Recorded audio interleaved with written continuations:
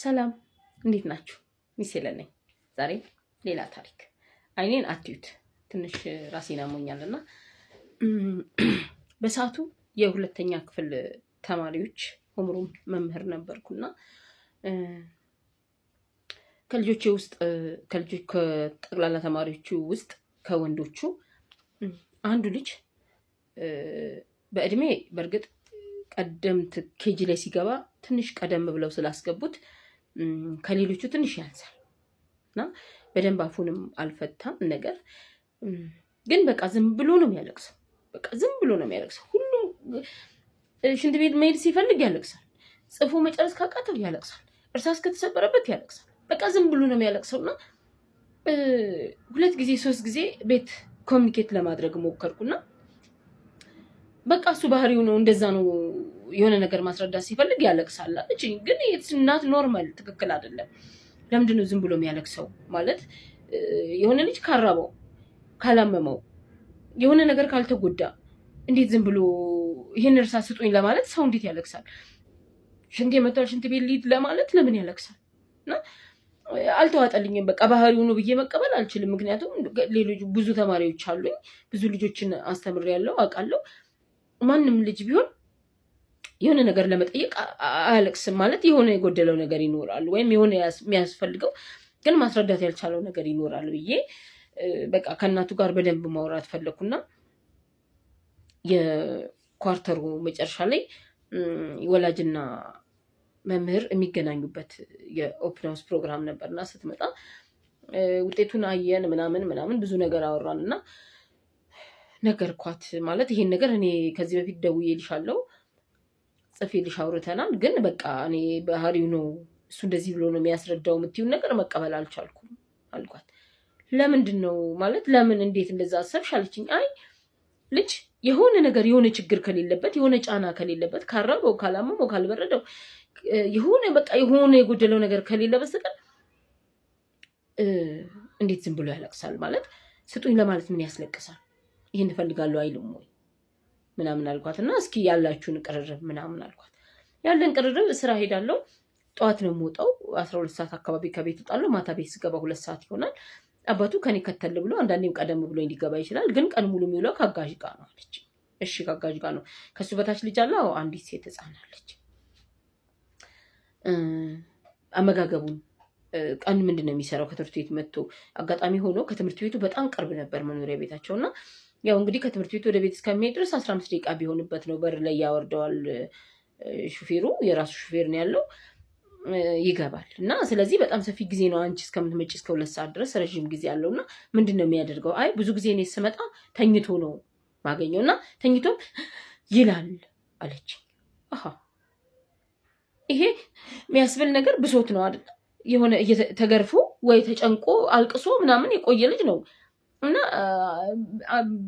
ብዙ ጊዜ ተኝቶም ይላልና ይሄ ልጅ ተኝቶ ማልቀስ ያምረዋል እንዴ እላለሁ። እንዴ እኔ ከልጅሽ ከጋዥሽ ጋር ያለሽን ነገር ማጣራት አለብሽ፣ እንደዚህ አይሆንም አልኳት። ኧረ ስንት ዓመቷ ነው? እኔ ቤት እሱ ገና 2 ዋቴቨር እኔ አያገባኝም።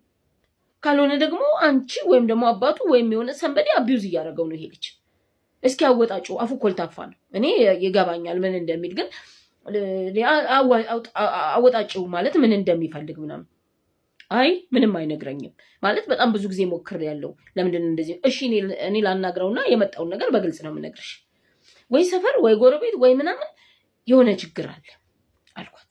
ኮንዶሚኒየም ላይ ነው የሚኖሩት እና እሺ አለች።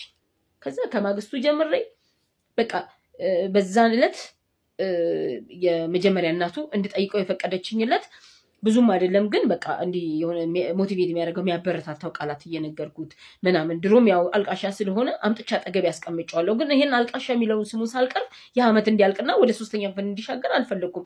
የኔ ልጅ ቢሆንሳ ወንድ ልጅ ሆኖ ይሄ አልቃሻ ነው ምናምን ሲባል በቃ ዲሞራላይዝ ያደርጋል። እና በደንብ እንትን እያደረኩት ዋልኩ 2 ቀን 3 ቀን። ከዛ በማግስቱ ስለ ቤት አዋዋሉ ከትምህርት ቤት ሄደ ምንድን ነው የምትሰራው? የቤት ስራ እሰራለሁ። የቤት ስራ ከሰራ በኋላ ታጥቤ መክሰስ ይንበላለሁ። ከዛ በኋላ እከሊት መኝታ ክፍል ገብተህ ቁጭ በል ትለኛለች። ከዛ ምን ታደርጋለህ? ከዛ ለእናቱ ሚላትን ነገር አለኝ። ከዛ በኋላ በታብሌቴ ትንሽ ጌም እጫወትና ከዛ እንደገና ራቴን በልቼ ተኛለሁ። ይሄ ማለት የተሸመደደ ነው። አስቡት። ለካ እቺ አጋዥ ምንድነው የምታደርገው? ከትምህርት ቤት ይመጣሉ፣ የቤት ስራውን ይሰራል፣ ታጥቦ መክሰሱን ይበላል። እሱንም እህቱንም አስፈራርታ ነው የምታስተኛቸው። ንቅንቅ ዞር ብለሽ እኛን ታይና። ለምን እሷ ከጓደኛዋ ትመጣለች። እንደሷው የቤቱ ባለቤቶች ሌላ ስራ ቦታ የሚውሉ ወይም ለቀናት ቤት ውስጥ የማይመጡ አሰሪ ያሏት አጋዣለች። ጎረቤት ለጎረቤት ሁለቱ መጥተው ቡና ያፈላሉ፣ የራሳቸውን ስራ ይሰራሉ፣ የራሳቸውን ወሬ ያወራሉ። የራሳቸውን ወሬ ሲያወሩ እነዛ ልጆች መኝታ ቤት ተዘግተው ኮሽ ካረገ ሄዳ በጫማ ነው የምትመታ። እና ይሄ ልጅ ምን ሆኗል? ፈሪ።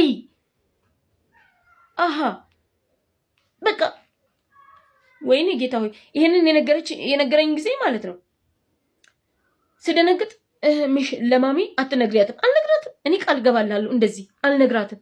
ይሄው ቃል ገብቻለሁ ተባብለን ነው የነገረኝ። ከዛ አልነግራትም። ስደነግጥ አልነግራትም። እሺ ከዛ ስምን ታደርጋለህ? ከዛ ሽንቴ እንኳን ከመጣ መምጣት አልችልም እና ሸንተ ግባ ነው የምትለኝ። መጀመሪያ ሽንቴ እንኳን ቢመጣ አልመጣም። ከጠራኋት መጣ በጫማ ትመታኛለች እና መተንፈስ እንኳን አይፈቀድለትም። ስለዚህ እያለቀሰ ነው እንቅልፍ የሚወስደው። ከተኛ በኋላ ይላል። ከዛ ምንም ማድረግ አልቻልኩም። የዛን ቀን በቃ ጆሮዬን በሙሉ ያቃጠለኝ የሆነ ንዴት ነው፣ በቃ ንዴት ነው የተሰማኝና አሁን ለዚች እናት እንዳለ እንደዚህ ስሜቱን ከተናገርኩኝ እቺ ሴት የሆነ እርምጃ ልትወስድ ትችላለች። ስለዚህ በመጀመሪያ የተወሰነ ቀን ማለት አንድ ቀን ምናምን ያህል አሰብኩበትና ምንድን ያደረኩት ማሚ ፍቃድ መውሰድ ትችያለሽ ከስራ ቦታ። ለምንድን ነው ምናምን አለችኝ። ምንም አይደለም በቃ ማለት ትንሽ አውርተናልና አንድ ሁለት ቀን አብረሹ እንድትይ ይፈልጋለሁ። ሳይኮሎጂካል ነው ችግሩ። ስለዚህ ያንን ትሪት እንድታረጊው ይፈልጋለሁ። አንድ ሁለት ቀን ፍቃድ የምትወስጂበትን ቀን ንገሪኝ አልኳት እና በስነ ልቦና ተዘጋጂ ነገር አልኳት። እሺ እና መቆየት አይቆይ በቃ አሁን በየቀኑ እንደዛ እየተሳቀቀ ነው ይሄ ልጅ የሚውለውና አይቆይ በጊዜ ነው መሆን ያለበት። ቶሎ ብለሽ የምትችይው ነገር አድርጊልኝ ምናምን አልኳት። እኔ በጣም የተጸጸትኩት ምን እንደሆነ ታውቃላችሁ? አመቱን ሙሉ ይሄ ልጅ እንደዛ ነው ባህሪው። ለምንድን ነው መጀመሪያ ቶሎ ያልገባኝ? የእውነት እግዚአብሔር ምስክሬ በቃ ከዛ እሺ ብላ እረፍት ወሰደች። ነገር መጣች። ይሄንን የምነግርሽ ከአደራ ጭምር ነው። ስንት ቀን ተሰጠሽ አልኳት። 5 የስራ ቀን። 5 የስራ ቀን በጣም ሞርዘን ይነፍ ነው።